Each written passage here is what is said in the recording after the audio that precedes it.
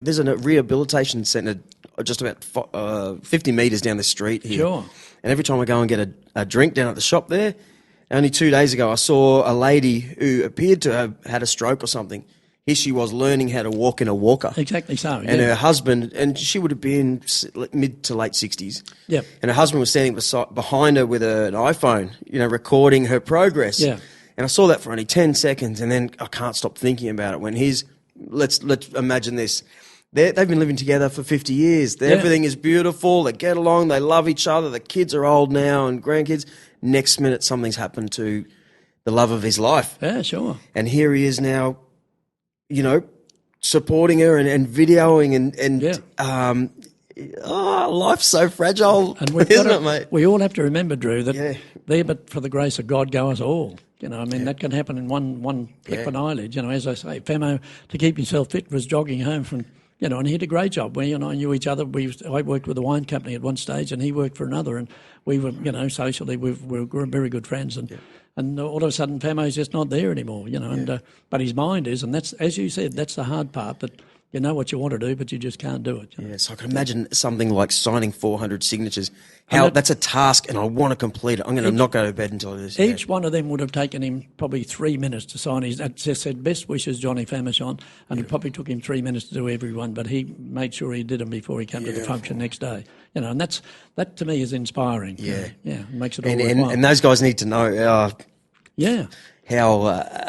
Well, Graham the bowler, but Graham the bowler, he's playing tomorrow, and he asked me yesterday if it'd be all right if he bought this award and virtually showed all the bowlers the award that he was given. Right. And I said, mate, I'll be disappointed if you didn't. So tomorrow will be another bit of a tearjerker, because I imagine there'll be a few damp eyes down there when this guy holds up his award and virtually, for what he's done. And every person in that bowls club just admires him, And he's not a great bowler because he virtually does it tough. But he always says, there's only two in it, but he says, you say, how'd you go today? And he said, I got the silver medal again. There's only two medals, the gold and silver. And he said, I got the silver medal, but that's better than none. Brilliant. Yeah, great inspiration to me. Yeah. So with, I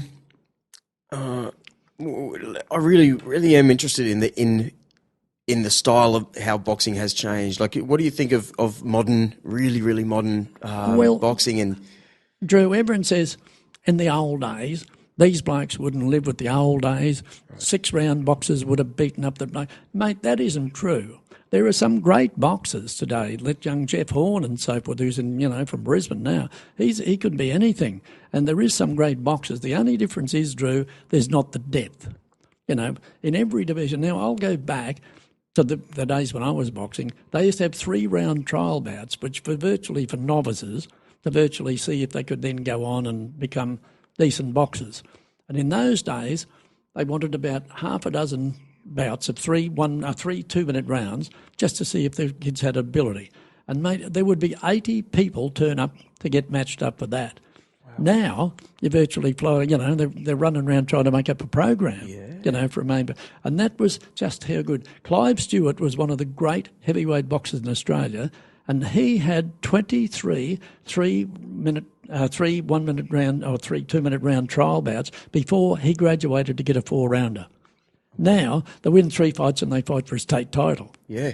But there is some good boxers. Or there'll be a footballer, some famous footballer, and they try to match him. And match him up with some overweight poor old bloke that's 48 and... But it's a different thing. But don't get me wrong, and I'm not knocking boxing now. There are some great boxers in the world. There is just not the depth. Yep. You can imagine how many good fighters you're going to get when there were 80 kids turn up, or kids, 18, 19-year-old, 17-year-old, turn up trying to get I think it was £1.10 for 3 2-minute rounds, and maybe it was 80 people there, and they'd say, mate, I was here 3 weeks in a row and I still haven't got, sorry, you'll have to come back again. We've got enough. No, we've got 8 of them. We don't need any more. And that's how boxing was in those days. There were just people jumping out of the water. Yeah. And the Snowy Hill, the trainer of the gym I used to go to, we used to do shows on a Sunday night. People would come in and they would put $1, not $1 in those days, probably 5 or 10 shillings, into a little collection box to go to a charity and watch us guys train and box. The interest in it was now. They'd get 150 people because he was a great friend of this show people up there, and there'd be a couple of dancing girls could come, and in between things they'd do a little bit of a dance and entertain the crowd. But there would be 200 people to go and watch a sparring session in a gymnasium in the afternoon. So that's just how strong it was in those days, And to get people say, this guy didn't win a Australian title, this guy didn't win this sort of a title, mate. You could be a really good boxer in those days and not win any titles at all, but still be a hell of a good boxer, Yeah. So there's something about boxing when you see someone who moves well, sure. Doesn't matter. Like probably why my wife was entertained. You could you might watch 3 rounds and like, I don't know, and then all of a sudden the next one there's someone with some on body language. I'm looking at. Yeah. They. That, it's like an entertainment, like, wow, the way exactly so. But just getting back to Fight Like a Pro, mate, I've been involved in that, almost since it started, and I'm just in awe of what these guys do and just how many want to do it. That is, to me, is just wonderful, and I thought when they did get in there, who would go and watch them? Of course, their friends go and watch them. But then I thought they'd probably stand there and sort of, oh, sorry, mate, I didn't mean to hurt you, and sorry, I didn't mean to hurt you. But truly, you've been there and they've done that. Yeah. And, mate, those guys, dead set, give it every shot they've got. Oh, yeah. And that to me, is just a surprising thing. I thought they'd sort of half turn their head away and say, oh, sorry, I didn't mean to hit you, and I'll stop. But those guys, dead set, give it 110% of everything they've got. And I'm just amazed. And it's gone now. This is, I think, the 11th or 12th year. I know when it started, Gavin said to me, mate, we might get 6 or 8 shows out of this. And it's been going for 12 years. And I think it's instead of every 12 weeks now, it's every 8 or 9.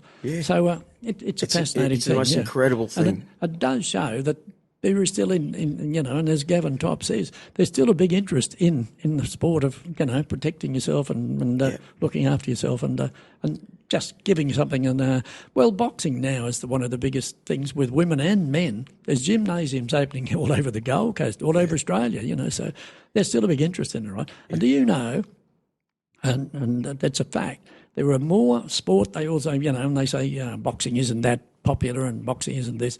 There are more movies and more books written about boxing than any other sport in the world. Right. Yeah.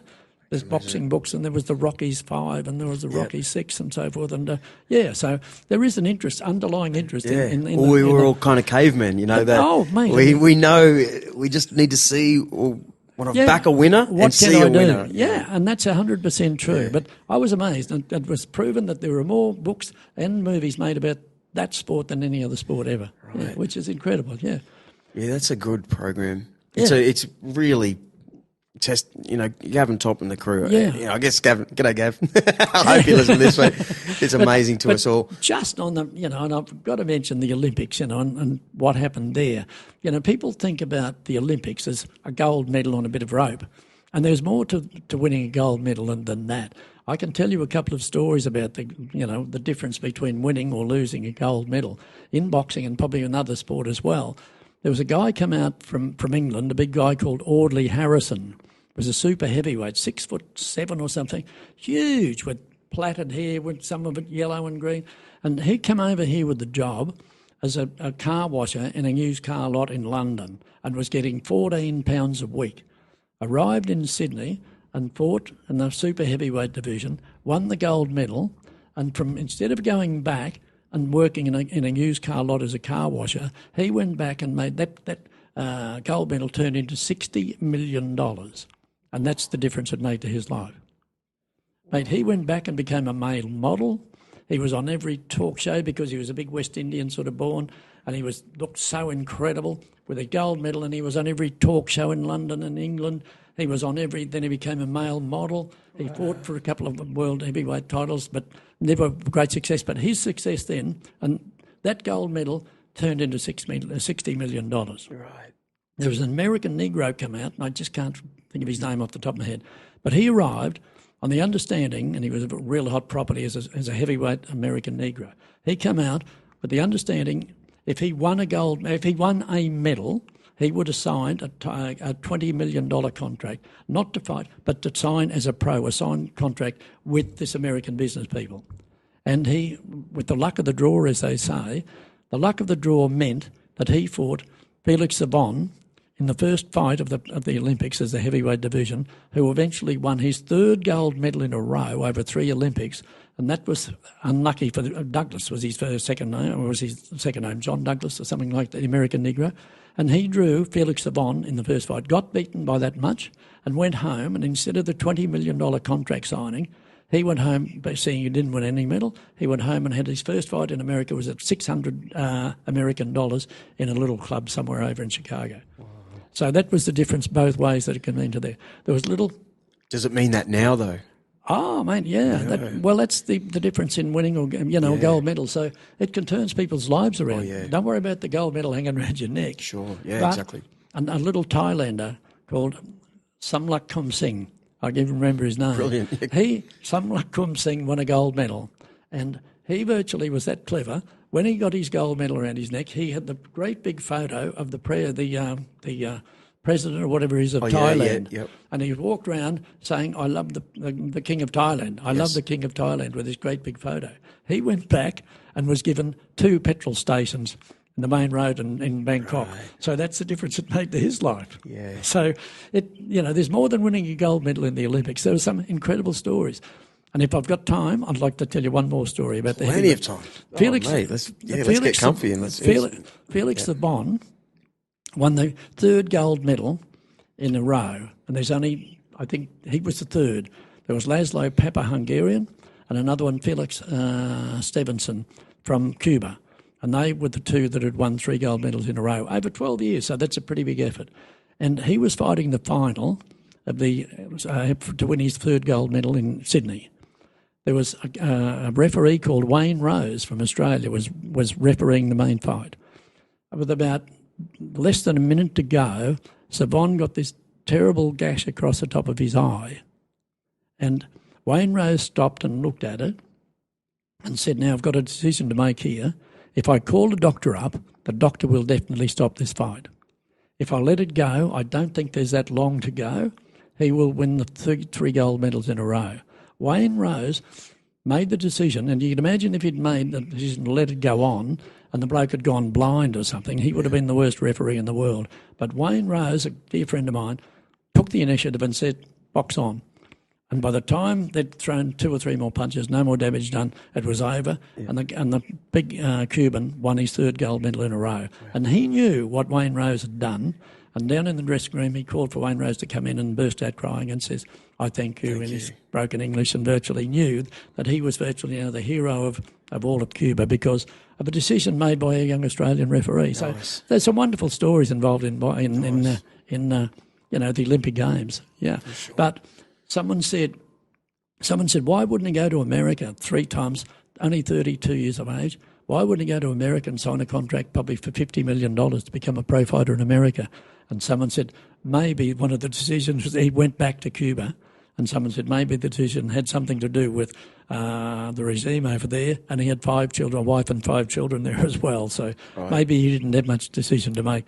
And a big black aeroplane used to fly out every day after the Olympics. Whoever had won medals and so forth, or whatever had competed, would be on the plane, fly out after the event, so that they didn't stay.